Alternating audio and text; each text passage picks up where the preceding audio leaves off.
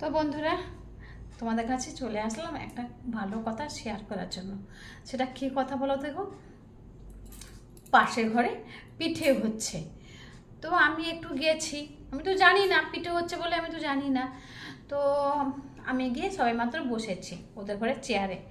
তো আমি বললাম কি কি গো, তোমাদের কেমন পিঠে পিঠে গন্ধ উঠছে, কি হচ্ছে? পিঠে হচ্ছে? বলে কি, হ্যাঁ এই তো একটুখানি পিঠে হচ্ছে, অল্প কয়েকটা পিঠে করছি, হিসাবে গোনাগুনতি বেশি একটা করছি না। তো বেশি কে করবে, বেশি কেউ খাবে না, তো অল্প অল্প দুই চারটা দুটো দুটো করে হিসাব করে করে করছি। মানে সে ভাবছে আমাকে যে আমি হয়তো পিঠে খেতে গেছি, পিঠের গন্ধ পেয়ে। হ্যাঁ, পিঠে খেতে গেছি, সেই জন্য সে আমার কাছে গান গেয়ে দিল, এই তো সবার গোনাগুনতি করে দুটো দুটো করে পিঠে করছি। মানে ওরা ভাবলো আমাকে যেন আমি লোভী, আমি পিঠে খেতে গেছি যেন। কিন্তু আমি ভাবছিলাম যদি একটা দিত তাহলে খুব ভালো হতো। কেননা পিঠেরও তো গন্ধ উঠছিল, আমারও তো কেমন জানি লাগছিল যে একটা পিঠা খাই, একটা পিঠা খাই। আমি মনে মনে ভাবছি কিন্তু বলিনি। তখন আমি বললাম, পিঠেও আমারও ভালো লাগে না। হ্যাঁ, আমার একদমই পিঠে ভালো লাগে না। তো আমি কিন্তু গেছি পিঠে খাওয়ার জন্য, পিঠে গন্ধ পেয়ে গেছি, যদি একটা দেয়। হ্যাঁ, যখনই সে আমাকে শুনিয়ে বলল যে না, পিঠে গুনাগুনতি করে করেছি, সবার দুটো দুটো করে, বেশি করিনি, তখন আমিও শুনিয়ে দিলাম যে না, আমার পিঠে খেতে আমার ভালোও লাগে না। আমার পিঠে যেমনি কেমন একটা, মানে কেমন যেন লাগে, আমার ভালো লাগে না পিঠে খেতে। তো যাই হোক, আমি তো এই কথাই বললাম, কিন্তু মনে মনে আমার খুব ইচ্ছে করছিলো একটা পিঠে খাই। তো যাই হোক, ও তো বলে দিল আমাকে, গানটা তো শুনিয়েই দিল, আর তো আর সেখানে চাইতে পারি না। তো বসছি, গল্প করছি। তো ওদের খুব অসুবিধা হচ্ছে, আমি যে বসে আছি গল্প করছি না, ওদের খুব অসুবিধা হচ্ছে আর কি। আমি তো বুঝতেই পারছি না যে ওদের অসুবিধা হচ্ছে। তো আমি বললাম, আচ্ছা আমি যাই। হ্যাঁ, আমি যে যাই বলছি, আমাকে কখনো বলছে না যে না বসো। হুম, একবারও বলছে না যে না বসো। তো আমি যাই বললে, আচ্ছা এরকম, ও যাবে, ঠিক আছে, হ্যাঁ এই কথা খালি বলছে। তো আমি মনে মনে ভাবলাম, ওরে বাবা, আমাকে তো একটু বলছেও না যে বসো বললে, মানে তার মানে আমাকে পছন্দ করতে পারছে না যে আমি বসি। ওরা খাবে দাবে, আমি চলে আসলে ওরা খাবে। হ্যাঁ, তো আমার সামনে খেতে পাচ্ছে না। তো যাই হোক, আমি তো গন্ধ শুনতে শুনতেই তো গেছিলাম, পিঠের গন্ধ শুনতে শুনতে তো গেছিলাম, পিঠে তো খেতে পারলাম না। দিয়ে যাই হোক, ঘরে এসে আমি কি করলাম, চাল ভিজিয়ে দিয়েছি। হ্যাঁ, চাল ভিজিয়ে দিয়েছি।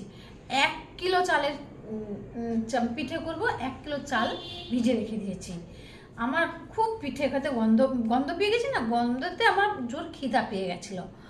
তো আমি কি করছি, 1 কিলো চাল ভিজিয়ে দিয়েছি। আমি নিজের হাতে বাটলাম, কুটলাম, সব করলাম, বেটে বুটে এবার আমি কি করলাম, পিঠে করতে বসেছি।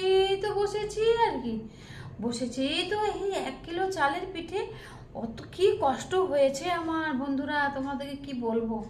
শির পিঠ মাথা ফাথা সব মানে আমার ঘুরে একাকার কাণ্ড হয়ে যাচ্ছে। তবুও আমি পিঠে করছি আর খাচ্ছি, পিঠে করছি আর খাচ্ছি, এই করছি জানো তো। 1 কিলো চালের পিঠে সব আমি একা খাইয়ে নিয়েছি। যখন দেখি চাল আর নাই, মাখা গোলাটা আর নাই, তারপরে যখন পিঠের থালায় যখন হাত দিই, তখন আমার খেয়ালই নেই যে পিঠেগুলো সব 1 কিলো চালের পিঠে সব শেষই হয়ে গেল।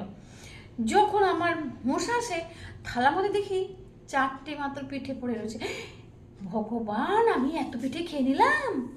হ্যাঁ, দিয়ে না আমি ভাবছি, এই পেট, তুই এত পিঠে কোত্থেকে খেলি রে তুই?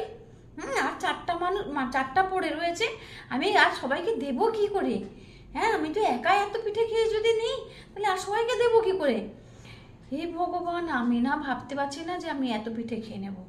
মানে আমার পেটের মধ্যে কি হয়েছিল আমি জানি না, পিঠের গন্ধ এতটাই গন্ধ লেগে গেছিলো। ভালো, 1 কিলো চালের পিঠে আমি খেয়ে নিয়েছি, মাত্র 4টে পড়ে রয়েছে।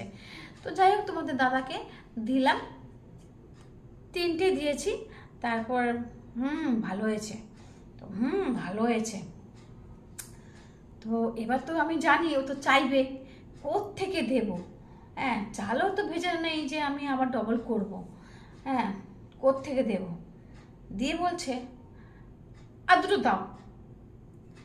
যেই আর দুটো দাও, আমি যে তিনটে চারটা করে করেছিলাম, তিনটে দিয়েছি, আর একটা নিয়ে দিয়ে দিয়েছি। তখন বলছে আর নেই? আর না, আর নেই, অল্প করেই করেছিলাম একটু। না তোমার কই? আমি করতে করতে খেয়ে নিয়েছি। ও হ্যাঁ, তো যাই হোক, এই বলে পিঠে করলে, এত অল্প পিঠে করলে কেন? বেশি করে করতে পারলে না? আমি বললাম ওই তো করতে পারিনি, ভালো লাগছিল না। জানো বন্ধুরা, সারা রাত শুতে পারছি না। 1 কিলো চালের পিঠে আমি একা একা খেয়ে নিয়েছি। সারা রাত শুতে পারছি না, পেট ফুলে ঢোল। হ্যাঁ, কি করব কি করব, এটা খাই সেটা খাই সেটা খাই, কিছুতেই আমার মানে পেট ঢোলটা কমছে না। তারপরে ডাক্তার কাছে গেলাম, ডাক্তার বললো কি আপনি কি রাক্ষস? আমি বললাম ডাক্তারকে, ডাক্তারবাবু আমি না 1 কিলো চালের পিঠে আমি খেয়ে নিয়েছি। ডাক্তার তখন বলছে আপনি কি রাক্ষস? আপনি 1 কিলো চালের পিঠে খেয়ে নিলেন? আপনি কি রাক্ষস? আমি বললাম কী করবো ডাক্তারবাবু, আমি একজনের বাড়িতে গিয়েছিলাম, পিঠের গন্ধ পাচ্ছিলাম, গিয়েছিলাম, আমাকে সে একটাও দিল না। সেই জন্য আমি রাত্রেবেলা ঘরে এসে কী করেছি, 1 কিলো চাল ভিজিয়ে দিয়েছিলাম।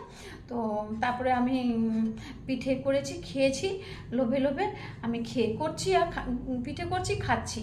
তো খেতে খেতে না আমার পেটটা না কখন ভর্তি হয়ে গেছে, 1 কিলো চাল যে কখন পিঠে শেষ হয়ে গেছে আমি নিজেও বুঝতে পারিনি।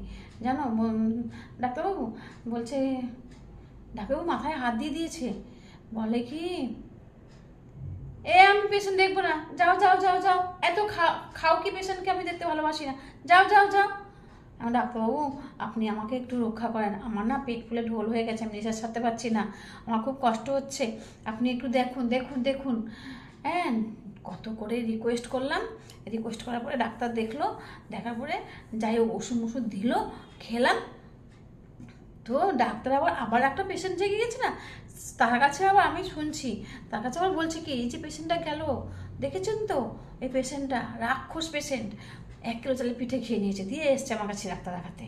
হ্যাঁ, তো বন্ধুরা আমার গল্পটা তোমাদের কেমন লেগেছে একটু কমেন্ট করে জানাবে বন্ধুরা।